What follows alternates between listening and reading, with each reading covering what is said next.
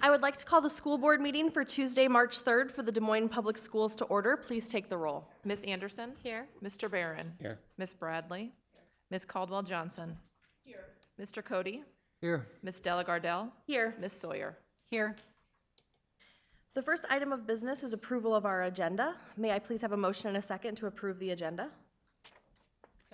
Second. We have a motion by Sawyer and a second by Barron. Bradley. Oh, There was a chorus, so Oh, I was there? picked. You I pick picked either one. I one. picked one. Next time I'll pick you. All right, please vote.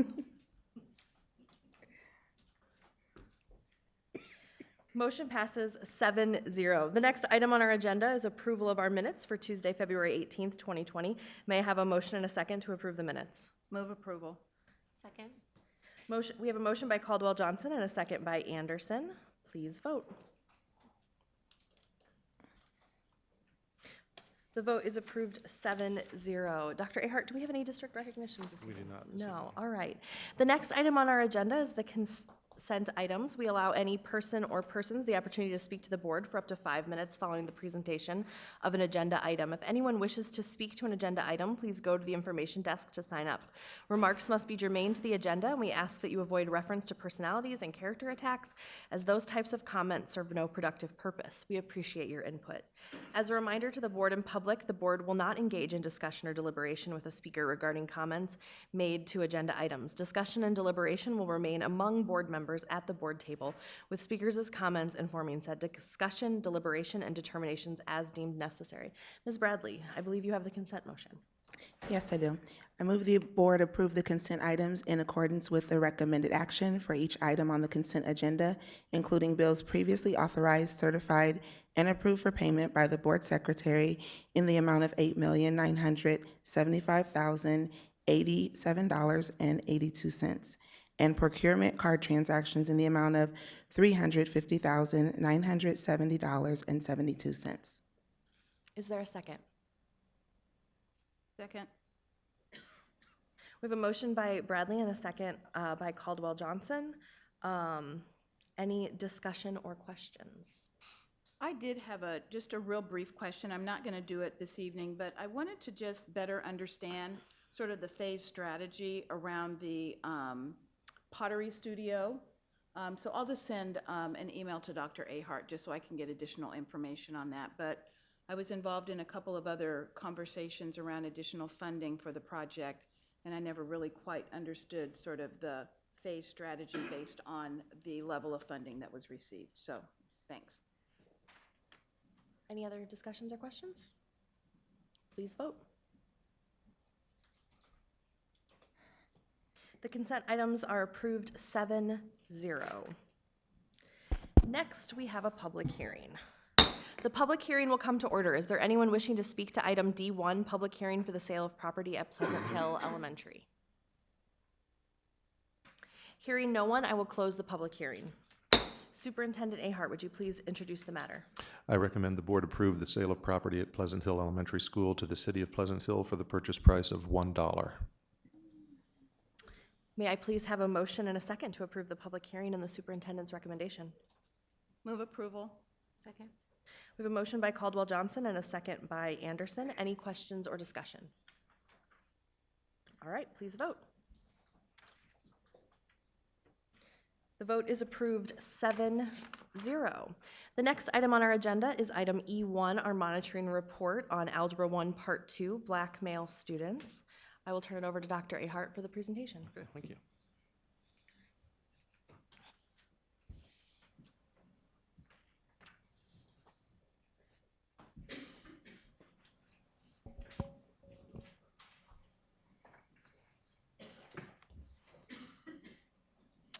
Good evening, board.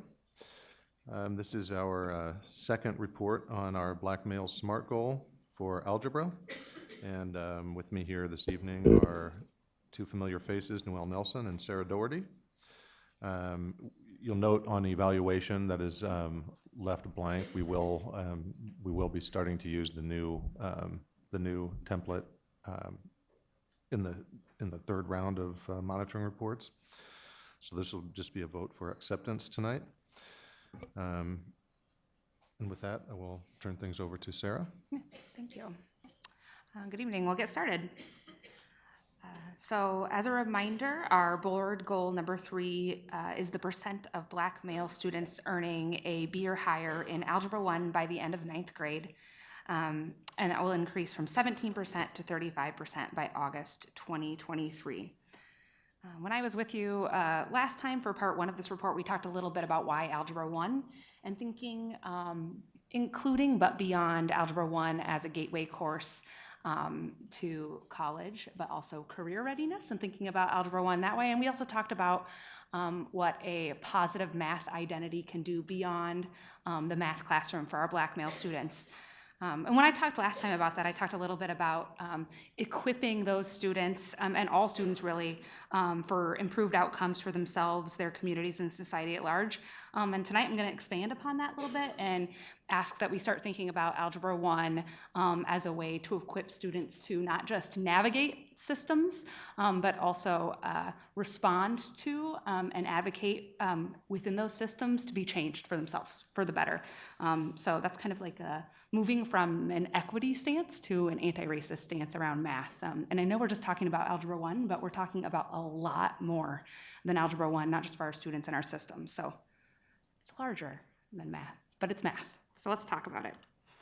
Our goal benchmarks are these, and I just wanted to put those up as a reminder of the trajectory we're looking at taking to reach that goal by 2023, and a reminder that our current 6th graders will be those 9th graders in 2023.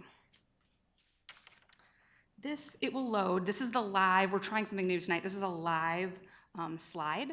And I brought that up tonight because it's important to note as we go through this data, it's all here, but that if you hover over with the tooltip, you can get expanded data about that individual data point, the raw numbers, and some comparisons. So I wanted to cue you into that. It's really, really handy, and we've included it in a live slide tonight, but I have pulled those data pieces out and put them in the subsequent slides.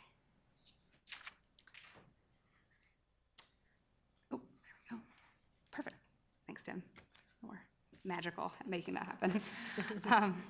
Our first progress measure really looks at the access portion of this goal, and it's the percent of Black male students scheduled in Algebra 1 at the beginning of their 9th grade year, or entering 9th grade with a B or higher in Algebra 1.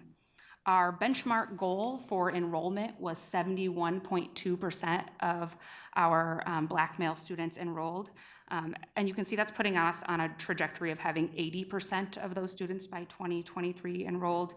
Our actual percentage in semester 2 was 65.2%. And I've also included in these slides the range, and that's the range amongst the schools. I wanted to be clear that we're giving you the overall percentage, but also that means we have a school with 60% of their Black male students enrolled and a school with 75.7%, and our high schools fall within that range. And I also, because these progress measures are really specific, wanted to call out what question each of them answers for us. And this one speaks to, from a student perspective, I'm in Algebra 1 right now, or I took it in 8th grade and earned a B or higher.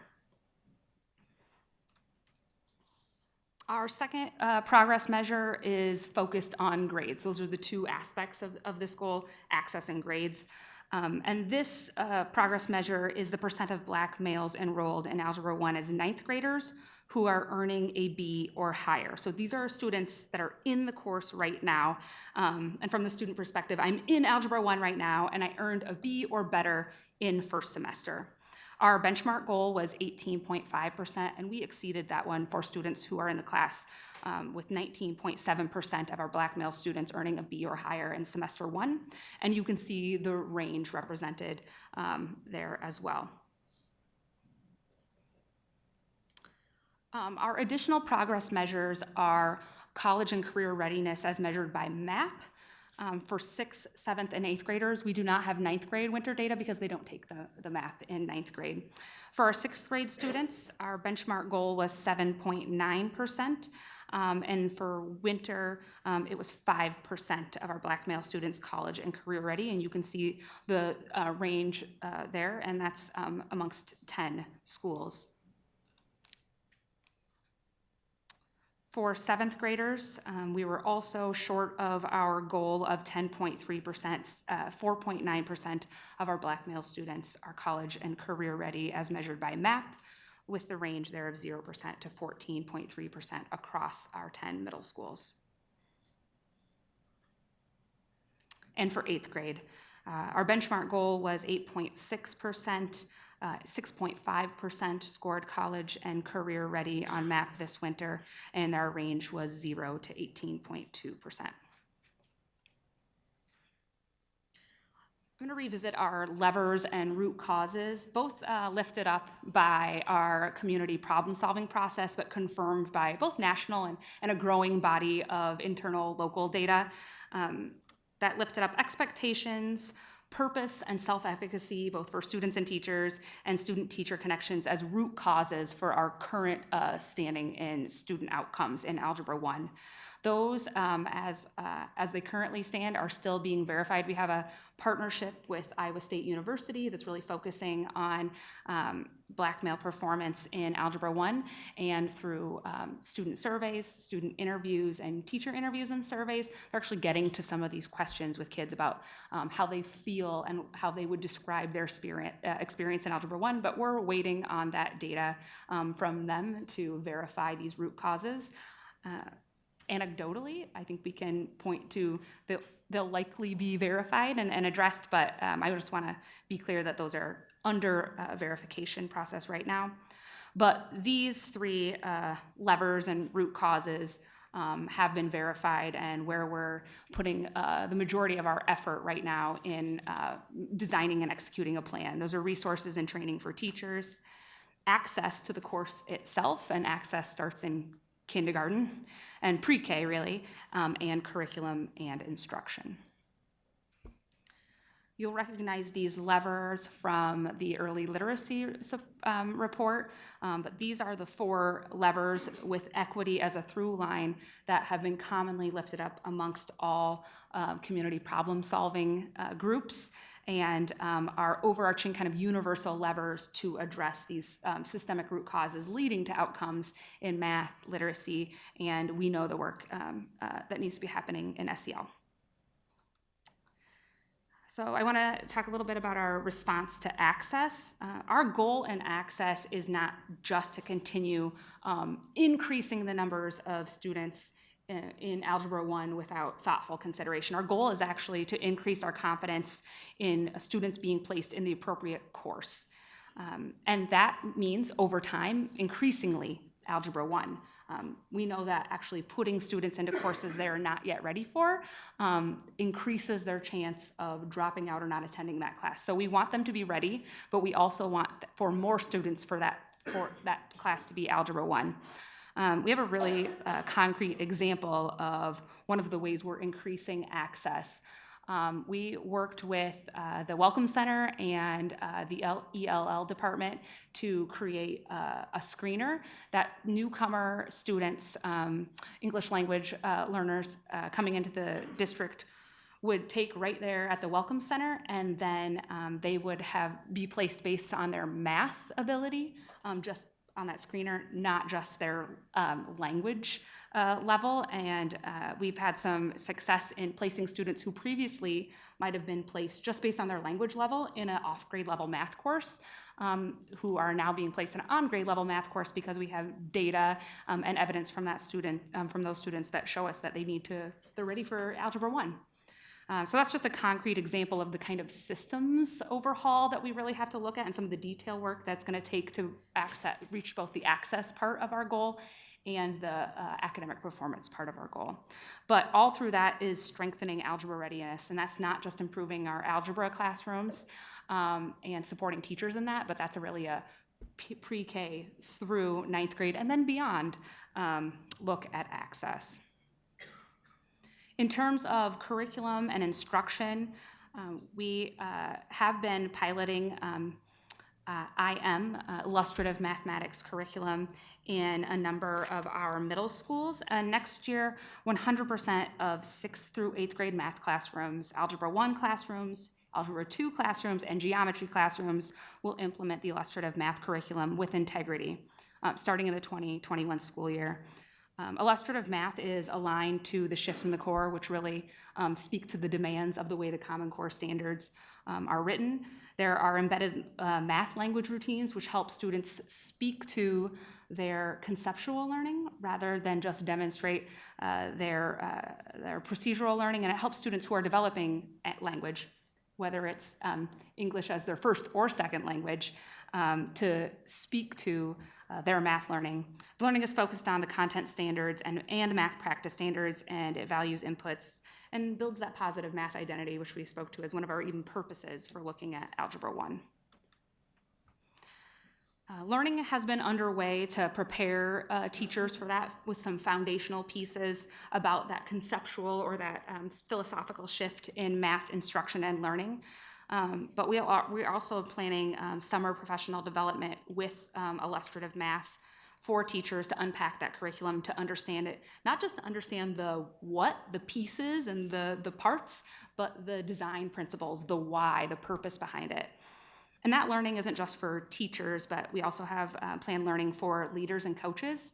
It won't be just those event professional developments that teachers will need in order to get familiar, comfortable, and effective with the curriculum, but we need to build ongoing in-building supports who can support continually for our teachers, and that means making sure that our leaders and coaches are up to speed on the curriculum. And there are lots of opportunities for integrating both SEL and equity right within the curriculum. It's not necessarily inherent, and so that's something that we're doing internally with the teams and resources we have to bring those things to the surface and then prepare teachers to see the connections and then leverage those connections in the classroom for better math outcomes, but also for better SEL and equity outcomes for our students. A little bit more about the design of IM. I've heard, and I think you were asked me before, and I know you've asked about other reports about what makes this different. Why is this a different choice?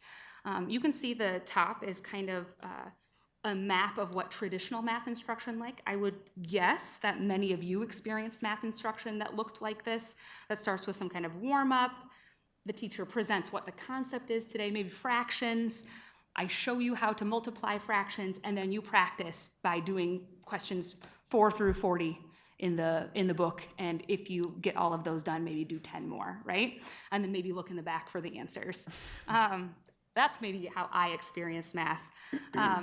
Illustrative math asks both teachers and students to approach that slightly differently, actually maybe fundamentally differently through problem-based instruction. It starts with a warm-up with an invitation to the math, which may mean front-loading some skills or addressing potentially unfinished learning from previous lessons, both within grade or before. A problem is presented, and students work collaboratively toward the solution, not always having all of the pieces. And at the resolution of the lesson, the concept is synthesized. So you're building things like numeracy and fluency through the solving of a problem. But that's a shift for students, and it's a shift for teachers that we're gonna have to support deeply. The specific shifts in the core that we speak to that this curriculum addresses are the shifts that the design of Common Core standards demand for them to be effective for kids. Focus, the curriculum focuses strongly where the standards focus. There are a lot of math standards to cover, and frankly, they're not of all equal importance. There is a set of standards that are the major work of the grade level. The curriculum allows us to focus on the major work of the grade level, but also address the additional and supporting standards through the learning of the major work. It also addresses coherence, which helps us think across grade levels and link to major topics within grades. Math learning, as we've kind of traditionally thought of it, has been thought of as linear, but it's kind of more of a web. And so the coherence that's developed in the curriculum addresses the complex nature of math learning, not just as a linear building of skills. And then rigor, as it applies to math, is the pursuit of conceptual understanding, procedural skill, and fluency in application with equal intensity. And so the benefit and what's different about having a curriculum that so tightly aligns to the shifts is that it allows teachers to really focus on the art of instruction, which is developing that relevance and relationships with their students so that they can think about how those materials best fit with the confidence that it's addressing Common Core standards through the shifts. And it also gives them some autonomy and thinking about how math language routines fit in. What would be the best way for kids to express this learning? What do I know about my students that helps me design the way they produce evidence? And so it's a different way of approaching math, but we know that difference has to be deeply supported, and that's what both the curriculum and the plan for implementation and support represents. And with that, we'll open up for some questions. Before we open it up for discussion, I will take a motion and a second to accept item E1, our Algebra 1 Part 2 black male students.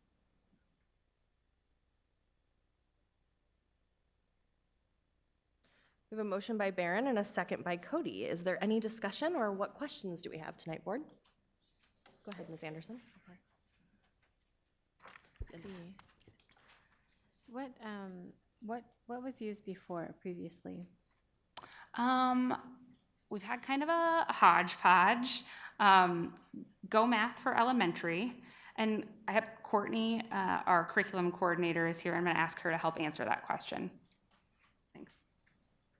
For middle school, we've been using Glencoe consumable textbooks. I would say probably about half the middle schools were using them in the past couple of years. Okay. Others were kind of hodgepodging some things together.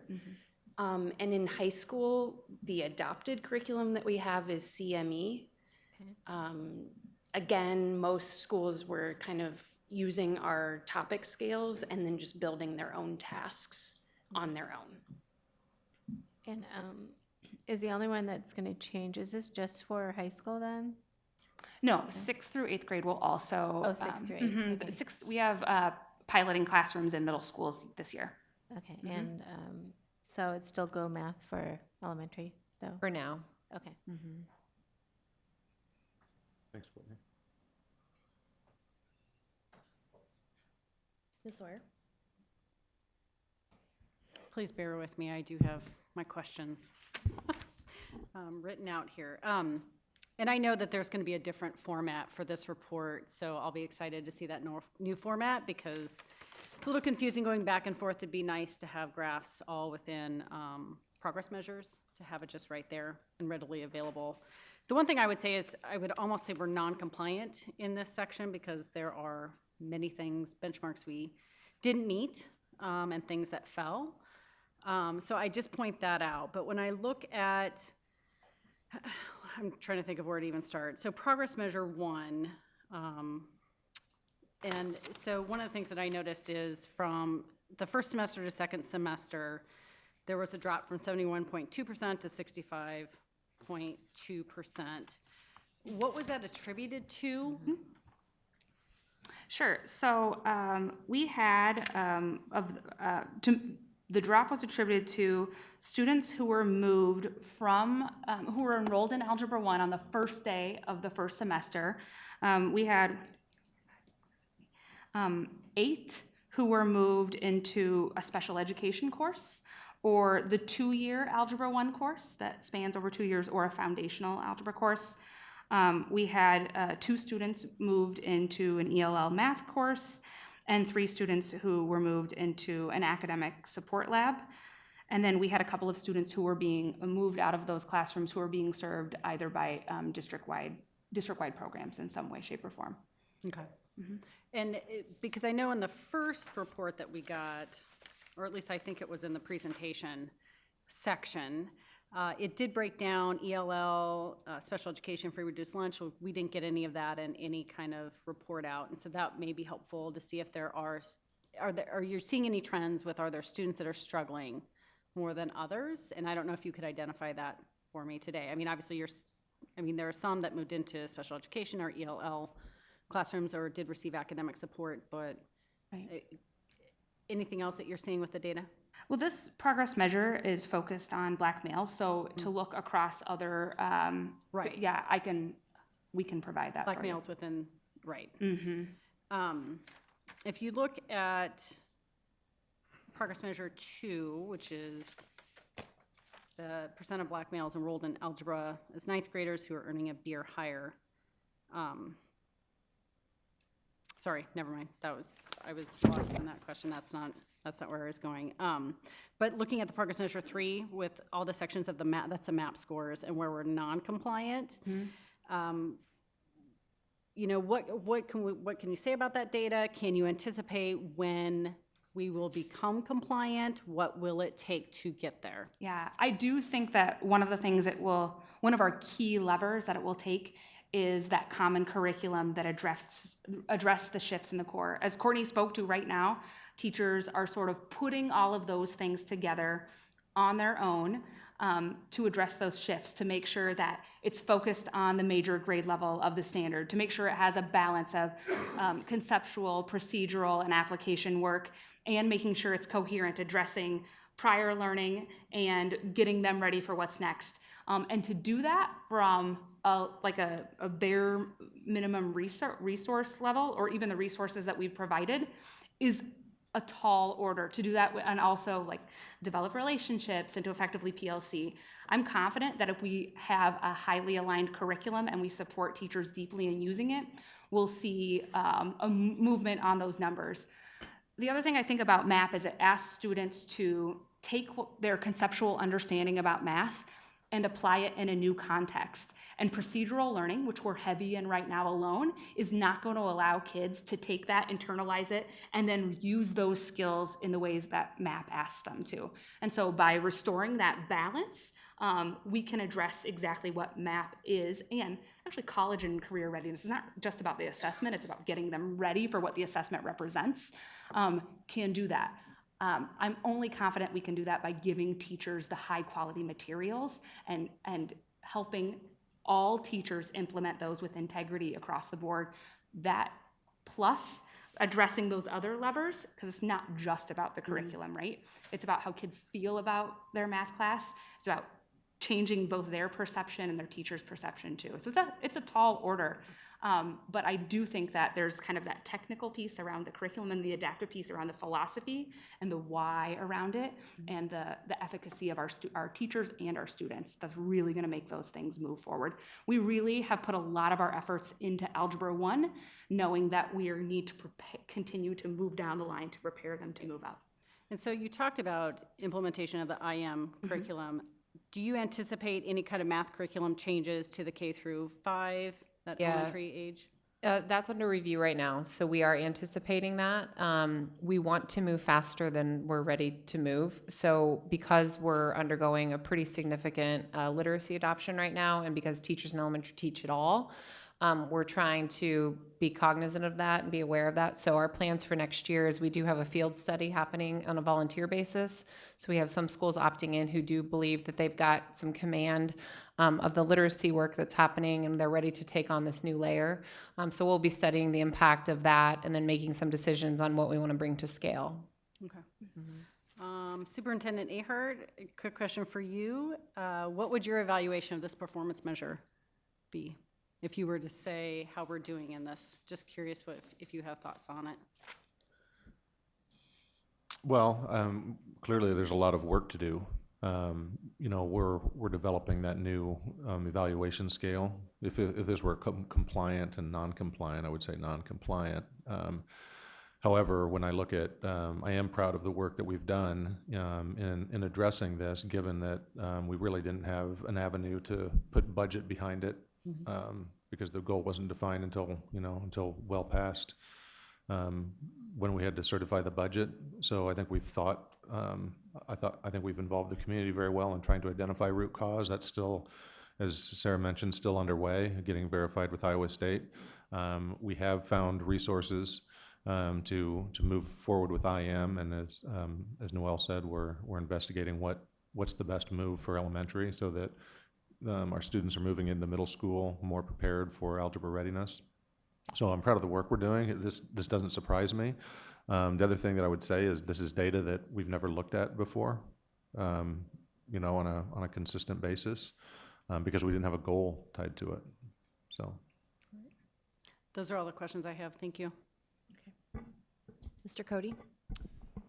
Yeah, I've got a few. So I'd like to start with the map test itself. When I was giving the map, it was just something that we did, and it wasn't taken very seriously. So I'm wondering, what is the messaging behind that? I mean, this number is very important to us. I mean, this is something that we're going to be talking about for a long time.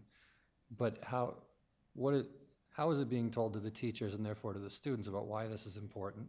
Yeah, one of the advantages to having the focus of a board goal is it does give purposes for how we measure that goal, some deeper meaning. And beyond just meeting a goal, but even the way I started talking about the goal tonight, about its algebra's importance beyond just getting ready for the next stage, it allows us to focus and give some language to that. And so one of the things we're doing ourselves, but also asking schools to embrace, is when we have this focus around a board goal, how do we look at that data? And the community problem solving goes back and forth, right? So that also means as the community gives us input about how we reach the goal and how we're working on the goal, we also provide them feedback at the school level and then and to our parents. So it gives us kind of a community sense of language about what those assessments mean and why they're important beyond just being the assessment itself. It gives it some purpose and some weight. And I think that's language we're building not only through the problem-solving process, but as we implement a curriculum about the purpose of math and why we want to continue to measure it. Because I think without those things, all assessments can kind of just be the assessment, but it weights it in some purpose greater than just the outcome of the map, measuring how kids are growing. The other thing, and I know we referenced this a little bit in the early literacy report, is by the board creating this comprehensive monitoring system, that will cascade down and is cascading down to our schools. Because it's not to say we haven't monitored, we just haven't done it in a really targeted way that clearly communicates what's important. So we've tried to monitor everything. So all data was important a year ago. So now this is really honing in on, this is the data we're paying attention to, this is how we're measuring our goals, and that then starts to translate to school-based monitoring, which then will translate to teacher-based monitoring, which will then translate to student-based monitoring. So it's building that cascade over the course of the year. Okay, my next question then is about the curriculum implementation. Teachers and especially math teachers are very territorial and they don't want to give up what they've been doing. Yeah. I know we technically had full implementation of the last curriculum, but I mean, you were just telling us that didn't really work. Are the teachers seeing these numbers or other numbers that would indicate what they're doing really isn't working? I mean, how are we going to goose these guys into using the new stuff? Mm-hmm. One interesting thing that we just started is, and this is just kind of a technical thing, but it starts to get to that point of we don't ever want to assume that all teachers at the classroom level are even aware of where we stand with the data. They might be aware of where their individual class stands, but maybe haven't had, if the school isn't engaging in that comprehensive look, then that's a problem. So we are kind of taking it upon ourselves to issue out large-scale email blasts to each school that will get to every single staff member in Des Moines to say, here's where we are in progress toward our goals.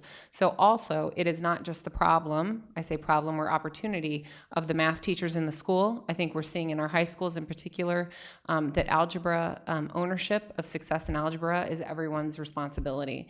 And so then as more people become aware of where we stand in relation to these goals, and we can blast that out every time we come to you, our staff is also getting that same information. We can start to engage in those conversations about where are we falling short, where do we need to double down? And frankly, with our literacy, it was a really great opportunity to celebrate. We don't do that nearly enough either. So we are starting to put those systems in place that we have kind of this wide-scale effort and rallying around student information and student data. And when that information is clear to teachers, and then we can couple it with, and here's how we support you. here's how we support you, and here are some high-quality materials. Not that just you need to know the what about, but that speaks to the how and the why most of our folks became math teachers to begin with. It's something that we haven't had in tandem. And when they are together, I think we're noticing some powerful conversations and people willing to do something different when both of those things are presented to them as part and parcel of one support. Okay, so this is a two-parter. a lot of these slides showed a range of, 0 to 18 or 0 to whatever. I guess part one is regarding the top of those ranges. Is there any correlation that the pilot sites are the ones that are reaching that? That's a good question. Yeah, I'm not quite yet comfortable in drawing a correlation between stronger outcomes to those classes that are piloting yet. One, because our next step would be to do some integrity or fidelity studies of implementation to understand the depth of that implementation. I think once we have that, and also once we have a little larger sample size, so we can say both how many classrooms are using it and to what depth or to what level of integrity is it being used, we can start to draw some conclusions. I'd like to be able to start to speak to that probably about this time next year. Sure. And then on the flip side, the zeros on those ranges, I'd imagine that's probably the same school or two coming up. Are they getting extra supports at this point, or what's going on there? They're surprisingly, they're not the same school. I think one of our biggest challenges is intergrade or interclassroom variability in singular schools. And so that is a challenge that we're working on schools addressing, looking with data literacy and really focusing in the same way we focused in on board goals with this topic, now focusing in kind of Noelle's point about PLCs and classrooms. And so one of the opportunities there is to get to those places and not just an entire system, but work with a leadership team or a school to really hone in on a PLC and devise some really focused supports. And in that way, it feels very doable and manageable because we're looking at student level data and classroom level data. And so it is about addressing that intervariability amongst classrooms or PLCs in singular schools. Yeah, and I guess just to double down on that, a surprising trend that we're seeing across the district in all of our data is, to Sarah's point, we actually have more variance within a single school across classrooms than we have across schools. So that tells us we need much tighter systems. With tighter systems also comes some resistance, and so I guess that's something for the board to anticipate. But I think our results are telling us that we can no longer afford to have extreme levels of autonomy, even autonomy within a school across classrooms, because that is an equity issue. And we have to view it as such, not to view it as we're just trying to control every aspect of what happens in a classroom. This is an equity issue.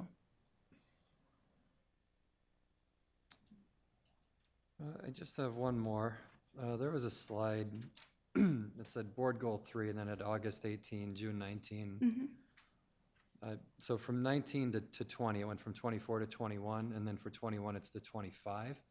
Are those blue numbers kind of a recalibration, or was that always going to be a 25 there for 21? Yeah, so the goal was set in August with that 17%. We didn't yet have summer school data in, and that summer school data put us in June at 24%. So rather than adjust the trajectory or the benchmarks, we kept them the same based on that August 2018 data. With the same endpoint then? Mm-hmm. Okay. That's it for me. Mr. Barron. This isn't a question, but just an observation. As you're continuing to prepare these reports and refine them, I took note of the measure details that went into each goal measure and progress measure, and I really appreciated that. I thought that was actually a good place to start reviewing the data. So and that hadn't been in prior ones, and I wanted you to know that at least I found that valuable. Good. Thanks to Mary, our data and assessment team also supported us in kind of refining that. The goal is much more complex than it appears at face value. Absolutely. Ms. Bradley or Ms. Caldwell-Johnson, do you have any? I do have a couple of questions. I think we've already talked about, math is a subject that's really sort of a series of building blocks. And I'm going back to, I think it was your question around the K-5 implementation. So I feel like, especially for fifth and sixth graders are going to be moving into middle school. This shift to, make sure I say it right, IM, illustrative math, could be like crazy. And I worry that their ability to be prepared and be ready so that the rigor that is going to be thrust upon them, Yeah. I just worry about that. And so I'm wondering how quickly we can advance the K-5 work so that we're not losing a group of kids who are fifth, sixth graders that are really going to struggle. And that's really especially for males of color who we know are already challenged, going to put them even further behind, which is really going to impact our ability to have the kind of progress we hope for that subgroup. I really thank you for lifting that up, because I think one of our key strategies, not just in elementary, but also in middle and high school, is to understand how both the adult and student SEL portions might play in this as students address that productive struggle, and how we embed those skills in with the learning of the curriculum about what does productive struggle look like? How do I help transition a student, or even myself as a teacher, from something that was super procedural, something I could do very quickly, to now having to work with another person to solve a problem. And so one of the strategies is to not keep those same things separate for both kids and teachers. Those are authentic opportunities for kids to learn self-awareness and self-regulation, but to our own awareness that we have to equip teachers to do that right alongside the curriculum. Another thing I might point to is our progress measure around grades. While it isn't a wild increase, these ninth graders, this, for the majority of them, is the first time they've also approached a learning like that, and they're, have a 9-year history of maybe learning in a more traditional way. And it's a real, I think it's a win for both our teachers and our students that they were actually able to make some progress in that goal, and that tells me that they're approaching that learning with sort of the same thinking and nuance that you're bringing to it as well. Yeah, I just worry about that. Yeah. We do too, and it's just this constant balance between keeping the press but not tipping everyone over so that the system implodes. And it's not to say just because we're not talking about a formal curriculum adoption yet in elementary. And I want to be clear, we have not made the decision that IM will be the elementary choice. It's something we're looking at, but that hasn't been determined yet. We need to go through that process. But we are doing things to support leadership development in addressing the shifts in the core, looking at access. We've made some really tangible gains this year on making sure that every single ELL student, every single special ed student is getting access to grade level standards. So there are things underway that are happening that are positioning us. It's not that we're standing still and not doing anything to address math while we wait for a new adoption. So we've identified other actions, certainly that are underway. The other thing for our students transitioning into middle school and who are currently in middle school that will experience this curriculum is that one of the things that makes this such a high quality curriculum is that it's embedded with scaffolds to address unfinished learning for kids. And that's not something that's left up to the teachers to totally design themselves. What we have to do is help teachers identify it and then apply those strategies. And they don't have to build that from scratch based on the curriculum. And so that gives me some comfort that we'll be able to, again, put the numbers in front of teachers, put the student needs, and finally provide them with something that can help them address them. So is there any impact on how we're using SRG and the transition into this new math curriculum as well? And can you just speak to that? I don't need to know all the gory details, but I just want to How much time you sort have? of generally understand, And they're you know, gory. how. Yes, indeed they are. I think our focus on standards reference grading has hyper-focused us on the standards themselves. So it's forced us to really learn and unpack those standards. So what this is essentially doing is this next layer is giving them a set of instructional materials that aid them in how do we actually approach and teach those standards. And so we've done this deep study of standards, and a majority of our teachers know their standards very, very well. But if I don't understand how my instruction needs to change to ensure every single student meets that standard, then we're coming up short. So this is just kind of, we see it as the next layer. And had we done those things simultaneously, it may have broken the system. So I'm grateful that it worked out just as we planned it, that we tackled the standards first, and now we're adding materials that actually bring those standards to life. Good. And I just have one question and then one request. So you talked about sort of the shifts that are going to be required for the teachers to really be able to manage this, but you also talked about supporting deeply that shift. So can you tell me a little bit about what deep support looks like, and then also how we're going to measure and monitor the transition? Sure. The deep support, first of all, is again in the materials themselves reflecting those shifts so that teachers don't have to build them from the ground up. It's also not just then relying on the materials to make those shifts happen, and we have started this year with providing teachers learning about the shifts themselves and how they apply to the standards and what that might look like.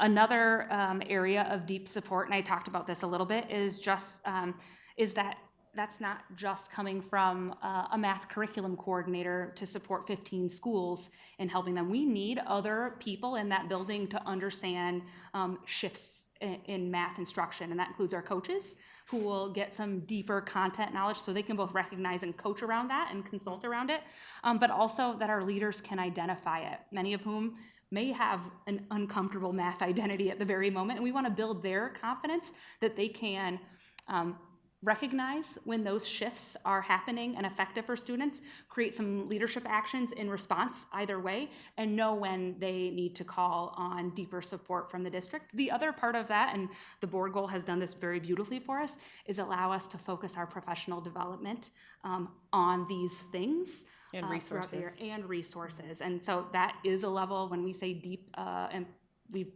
maybe been shallower across a lot of things, and this allows us to really make that deep commitment throughout all those members of our team. So I said I had another question and just a request, but I guess I have a follow-up to that. So when we're going through transitions like this, at different stages as we move through the transition, or after we've been sort of in implementation for a year, are we doing any evaluation, or do we have a feedback loop? What does that look like from, administration to teacher and back and forth? I can speak to the feedback loop around even just the initial pilot and implementation.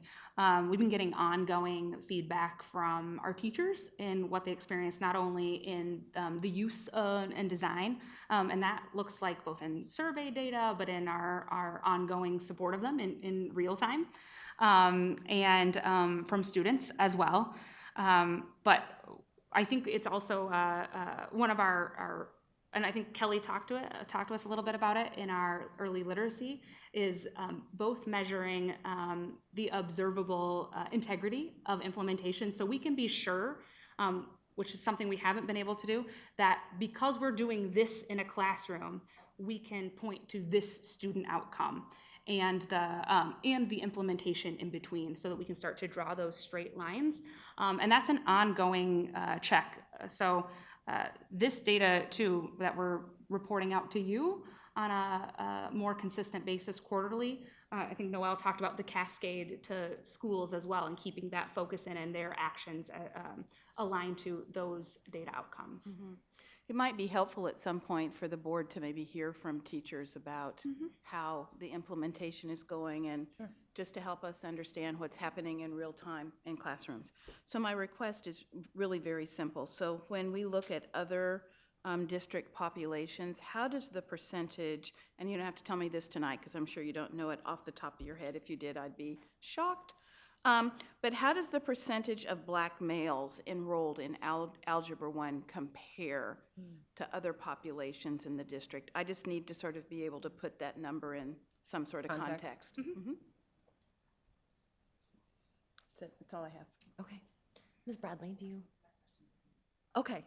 I just have a couple clarification things and then some deeper questions. But our board goal is that we'll have 35% of our students at the end of ninth grade earning a B or higher in Algebra 1 by August 2023.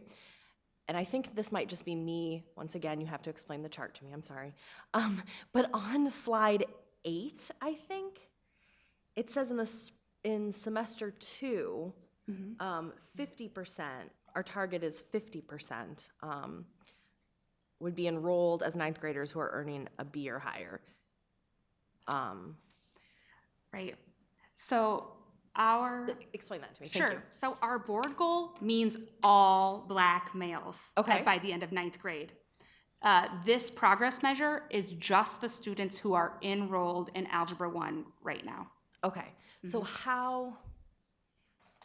so we want to have half of them by the spring of 23 because they represent a smaller portion of everybody, because some of them might take it as 8th graders. Mary's like, let me explain my slide. So how we broke down the goal, because we have like the two progress metrics, which are basically access and then grades once you get in the course. So that end goal in the spring of 2023 is 35%. So if you get 80% of kids with access, and then 50% of those are earning a B or higher, that gets us to 40%. But we also know that they have to get a B in Algebra 1, or in semester 1 and semester 2. So that 35% is triangulated by the 80% access, and then of those 80% of kids, a little less than half will get Bs. See, my math brain is going, oh yeah. So that's how we broke it down, and I can probably put that in writing to make it a little clearer. Yeah, and I'm also sure, at some point we'll have you come up and explain this, like, compass with the triangle and like where we get in the middle to get our goal. But the picture, like, the diagram that we'll actually draw for how we, Okay, so that's very helpful. But I was like, wait, am I reading this wrong? Did it change or no? So, okay, great. Remind me of the connection between MAP scores and what we can expect for how students might perform in Algebra 1, because MAP tells us college and career readiness. So what does that score, like if I'm looking at it, because what I'm really looking at is like our 6th graders, right? And we said they're gonna be our 9th graders in 2023. So if 5% of that students that we're targeting, what does that tell us about them as 9th graders? Like, should we be like, is this like a yellow alarm fire, or like where are we at in that process of what that can tell us about how they'll do in Algebra 1? Mary, I was going to have you, we're working on some correlation studies because we can't really answer that yet. College and career ready is a much higher bar. Okay. I can't prove that yet. That's my your hypothesis? prediction. Okay. But we did, when setting the progress measure, we did look at current 9th graders that were successful in Algebra 1 with a B or higher, and said what % of those pass that college career readiness and MAP down in, I think we go down to 6th grade, because we've only been doing MAP like 4 years. Okay. And so we that's how we set that cut point, or that percentage for college career readiness. Like if we think, so if this, if they have an 80% success rate, if they meet that college career readiness, or maybe it's the other way around. So we did some math to try to project, like, so, this cohort of kids, they were 45% college career readiness, and then what was their % getting B or higher? So we looked at that to kind of do a cohort analysis to set those targets back at the 6th and 7th grade. And I probably need to get my notes back out to really No, explain no, that well. that's okay. It was really just one of those things where I was trying to figure out where, Is like, there a correlation? is there a correlation? Is it predictive? How can we know, or can we identify if these kids are leaving sixth grade, like we can predict these kids are going to be fine for Algebra 1. Right. Or can we kind of, I mean, you can't cast the crystal ball and say 100% of those kids who do X are going to get to Y, but like I just didn't know if we were able to draw any conclusions yet. Yeah, so the cut point was set, so NWEA, that the vendor of the assessment looked at, it was either ACT or SAT scores, I think they did it for both, but to hit the college readiness on the ACT math, like what's the RIT score, the cut point cascading down, and so if you hit that college and career readiness on the ACT, that means you're ready to take college-bearing math courses your freshman year of college and get a C or higher. So that's your college Without ready. additional support. Correct, without Without, remediation. yeah, no Without remedial remediation. courses, yep. Okay, thank you, that's helpful.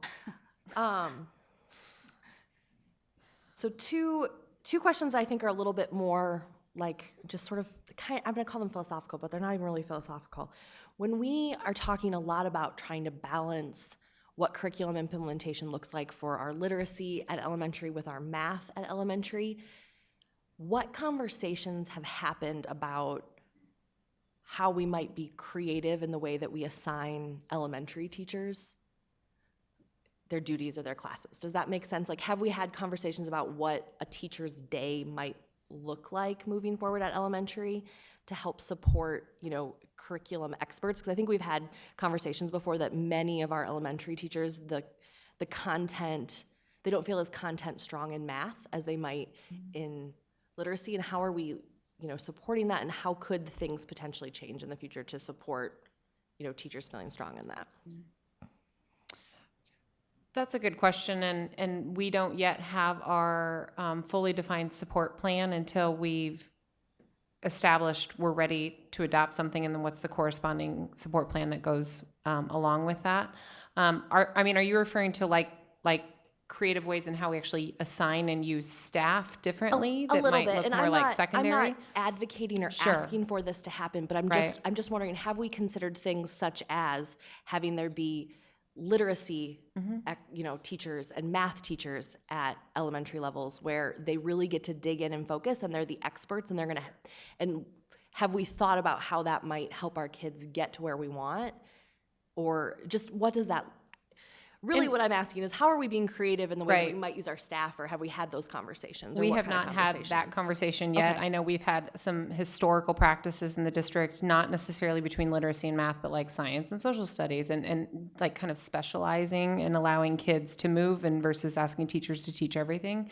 I think the research has shown that doesn't necessarily yield better results, Okay. but there's a lot of variables in that. So I would say probably nothing's off the table at this point, but we haven't explored that explicitly yet. Okay, and I just want to make it clear, I'm not asking for Sure. or anything like that, just wondering kind Yeah. of what kind of conversation, or I what do does the think we have to research think say? outside the box, though, in especially elementary, knowing that they have a lot that they're learning and teaching and supporting.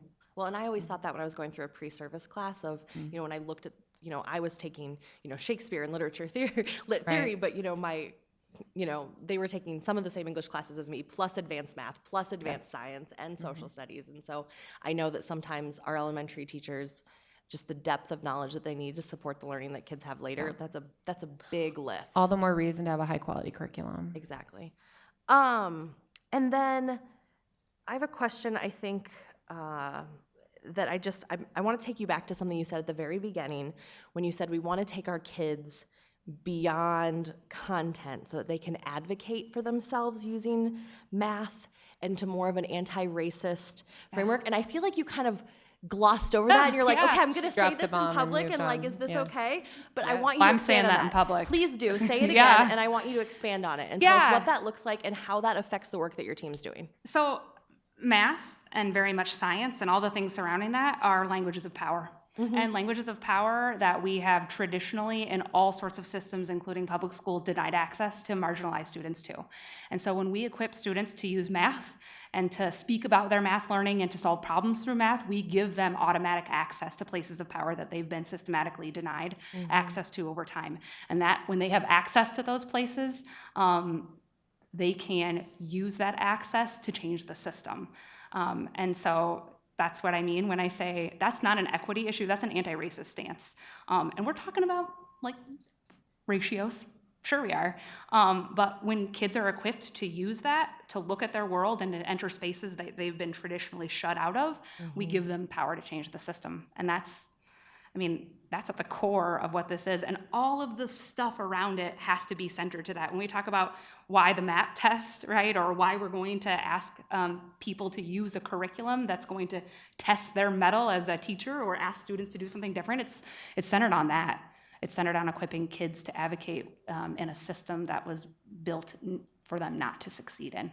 Yeah, and then I think we overlay poverty on top of that because, we look all across the country at some of our poorest places, and they're the places where there's the least amount of access. So I am incredibly proud of the work that, the board is entering into and that you're entering into on the behalf of our community. So thank you for that. And then I just want to bring the board back to something that I think Kelly had mentioned, something about changing monitoring reports, and that's not a conversation I remembered the board talking about. So can we have that conversation now just real quick about, because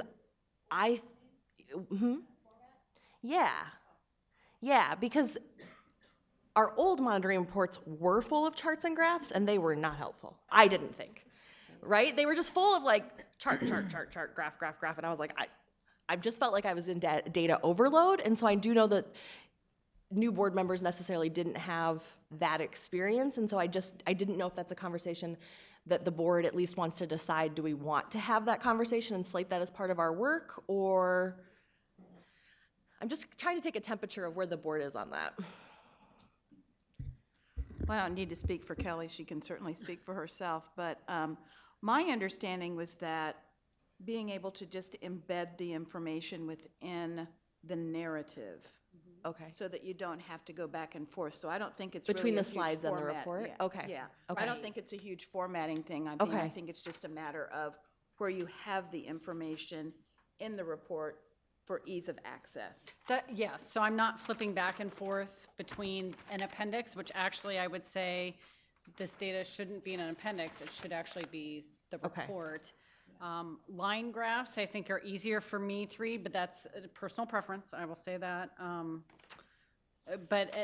And not only that, but also having information on here about evaluation of what that progress measure even. I'm gonna stop us there on evaluation because I think we have that in work session because they've been developing a tool that has not been developed or adopted, or like the board hasn't seen that yet. So we really are kind of in this limbo where I don't feel we can expect our superintendent to put an evaluation on it when we don't have an evaluation tool that the board has accepted for that.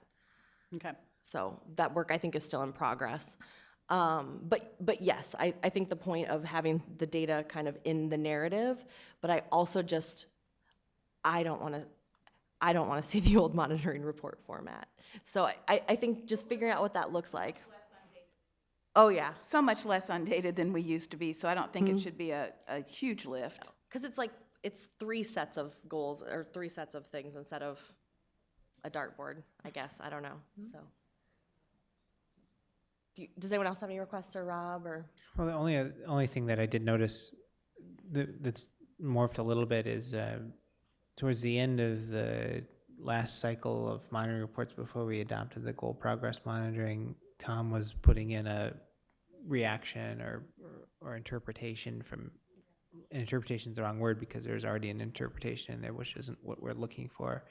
But similar to your answer to Kelly's question earlier, I think a paragraph of, superintendent's reaction, superintendent's Analysis, maybe? Analysis, would be fine. I don't think that we need very much. I don't want you spending a lot of time on that, and I don't think we need to add very much more content to this report or any of these reports. But I think having something that something that board members can read. For me, I like to read the interpretation. Helps me work through the data, which is why I enjoyed the measure details that you all put in. That helped me better understand everything. So. Okay. So maybe the same similar kind of narrative that we get currently in the report, but if we could embed the data in there so we're not flipping back and forth. So just take the data dashboard as it is listed right here as a link and actually just display. Put a screenshot in there dashboards. maybe. Is that what we're talking about?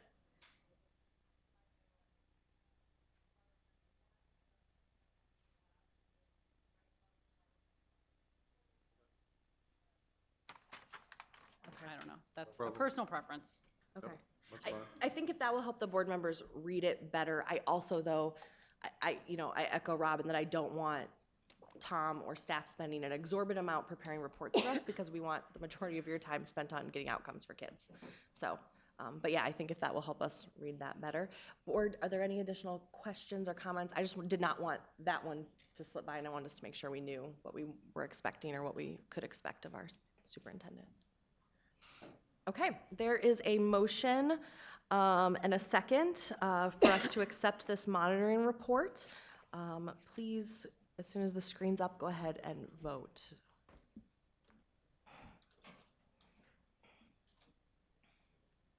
Oh, sorry. There we go. All right, motion passes 7-0. We have two information-only items this evening. The first one is our Head Start Policy Committee meeting minutes from January 24th, 2020. And the second is I asked for our board self-evaluation from January to go ahead and be attached here just as a reminder to the board that our next self-evaluation will be coming at our early April board meeting. So you can expect to be receiving that from me in the next couple weeks to have it compiled and prepared for us to discuss and talk about how we are doing on ourselves. Can I ask a question of that? Sure. Are we still, I think at one point we had Lori contracted to look at our board Yep, I can meetings and time, documenting time. Are we still doing that or no? So the answer to that is yes, Erin has been tracking our time, and I'm imagining we'll probably get some sort of an update on that.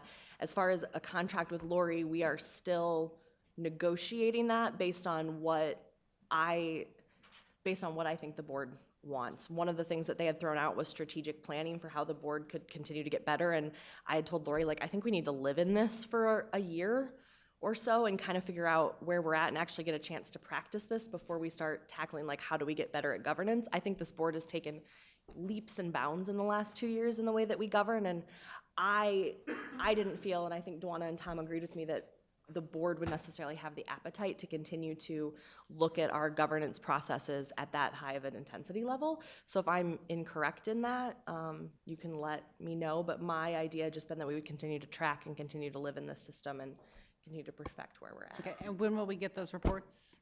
Or I'm sorry, what reports? Or the reports for that, Erin? I'm just curious. It'll get sent out when we do the evaluation. Evaluation, okay. Yep, so it'll all get sent out at once. Okay. So you said you're negotiating right now with next board. Is that what I heard? Kind of, with Lori. Lori's changed companies, so we're in a conversation with Lori about continued coaching, and when I have something that I feel like Dwana and Tom and I are comfortable with, I will bring it back to the board, but I wasn't ready yet to share any specific proposal with you tonight.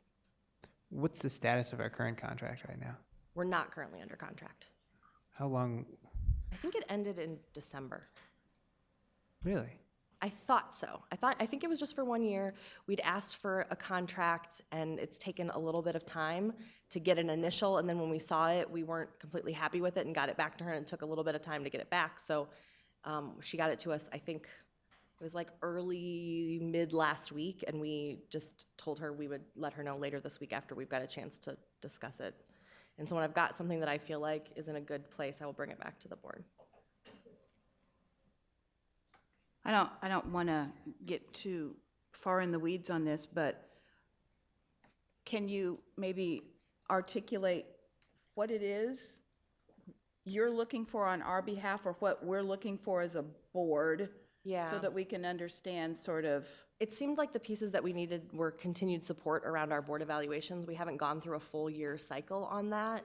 And so there were some additional things that, Lori was wanting to tackle with us that I felt like we needed to continue to do our board evaluations. I don't feel like we're very smooth in that process yet. And so continuing to be supported on that, continuing to be supported on time tracking.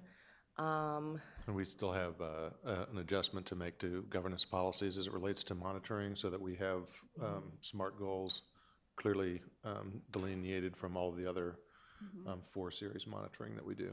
And we haven't yet accepted an evaluation on our monitoring reports. Like we haven't yet, figured out what that tool is or what that looks like or have accepted that. I have a couple of thoughts. I'll talk to you offline. Yes, no, that would be great. So, all right. Next up, we have items of privilege. Do any board members have any comments to share?